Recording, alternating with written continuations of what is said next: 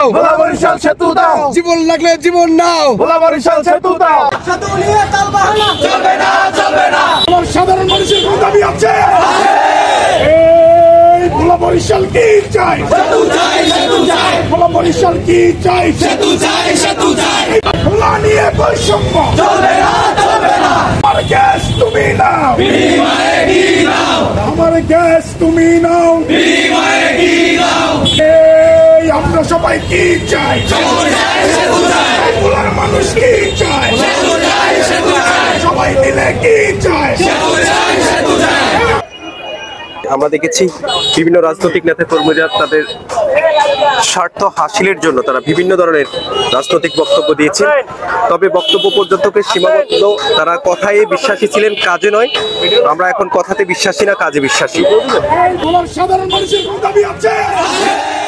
এই ভোলা বরিশাল কি চাই? সেতু চাই, সেতু চাই, ভোলা বরিশাল কি চাই? সেতু চাই। দাবি মোদের একটাই, ভোলা বরিশাল সেতু চাই। ভোলার গ্যাস তোমরা নাও, বিনিময়ে আমাদেরকে কি দাও? 22 লক্ষ মানুষের প্রাণের দাবি বাস্তবায়নের জন্য পায়ে হেঁটে পদযাত্রা করেছে। এই সম্পর্কে আপনারা সবাই জানেন না? সবাই অবগত আছেন। আমরা দেখেছি তারা চরপেশন টু ঢাকা সেতু ভবন পর্যন্ত লং মার্চ করেছে। পায়ে হেঁটে প্রায় 150 কিলোমিটার যাওয়ার পরে পদ্মার প্রান্তরে যখন গিয়েছে, তাদেরকে পায়ে হেঁটে পদ্মা সেতু অতিক্রম করার কোনো অনুমতি বাংলাদেশের প্রশাসন দেয় না। আমরা তীব্র নিন্দা এবং প্রতিবাদ জানাচ্ছি। ভোলা বরিশাল সেতু চাই, সেতুর বিকল্প কোনো কিছু নেই।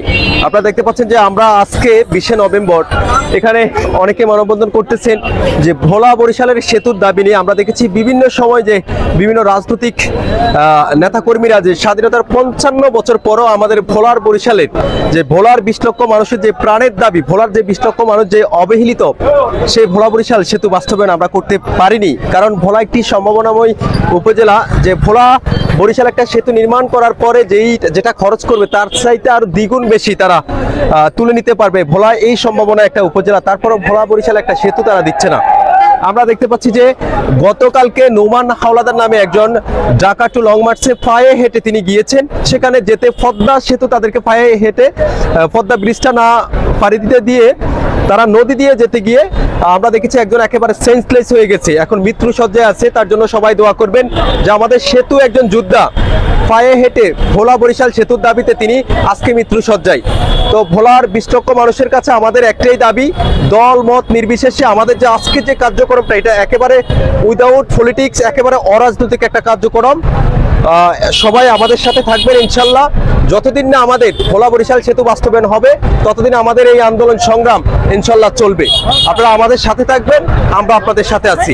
জীবন লাগলে জীবন নিয়ে, তারপরে আমাদের ভোলা বরিশাল সেতু দে। তো দেখেন, জীবন লাগলে জীবন নেই, এটা কেন বলেছে? আপনারা দেখেছেন প্রাকৃতিক দুর্যোগের কারণে ভোলা বরিশাল সেতু না থাকার কারণে এখানে কিন্তু আনলিমিটেড কোনো যাতায়াতের ব্যবস্থা নেই। যেহেতু ভোলা বরিশাল সড়ক লাইন বিচ্ছিন্ন, ট্রেন লাইন বিচ্ছিন্ন, শুধু নৌপথ ছাড়া কোনোভাবে যাতায়াত করা যায় না।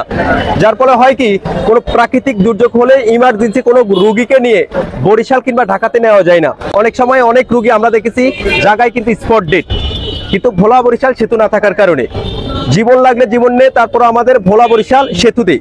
আমাদের অনেক জীবন নিয়েছে, আর একটা জীবনও নেওয়ার দরকার নেই। শীতের এই তীব্রতার ভিতরে যেখানে মানুষ 10 মিনিট পুকুরে থাকতে পারে না, সেখানে নদীর এই ঠান্ডা বরফের মতো পানির ভিতরে তারা নদী সাঁতরিয়ে কিভাবে পদ্মা সেতু পাড়ি দিবে? প্রশ্ন যারা বাংলাদেশে যিনি অন্তর্বর্তীকালীন সরকার আছেন তাদের কাছে আমাদের ভোলার 20 লক্ষ মানুষের প্রাণের একটা দাবি যে ভোলা বরিশাল সেতু চাই, সেতুর বিকল্প কোনো কিছু নেই। আমার গ্যাস তোমরা নাও, বিনিময়ে ভোলার 20 লক্ষ মানুষকে তোমরা কি দাও?